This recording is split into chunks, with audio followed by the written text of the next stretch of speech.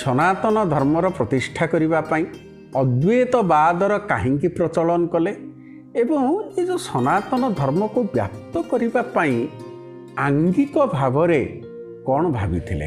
ଆପଣମାନେ ଦେଖନ୍ତୁ, ମାତ୍ର 32 ବର୍ଷ ବୟସର ଜୀବନ କାଳ, ମାତ୍ର 32 ବର୍ଷ ବୟସ, ଜଣେ ଯୁବକର ସମୟ।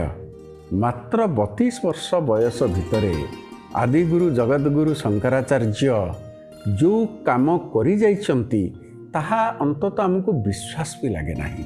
ସୁଧୀବୃନ୍ଦ, ମୁଁ ଏଇଠି ଗୋଟିଏ ତାଙ୍କର 32 ବର୍ଷର ଜୀବନ ଅବଧିକୁ ଆମେ 8, 12, 16, 32 ଏହିପରି ଭାବରେ ଯଦି ଆମେ ବିଭକ୍ତ କରିବା, ଆପଣମାନେ ଜାଣିଥାନ୍ତୁ ଶଙ୍କରାଚାର୍ଯ୍ୟଙ୍କୁ ଯେତେବେଳେ ମାତ୍ର 8 ବର୍ଷ ବୟସ ହେଇଥିଲା ସେତେବେଳେ ସେ 4ଟି ଯାକ ବେଦ ମୁଖସ୍ଥ କରିସାରିଥିଲେ।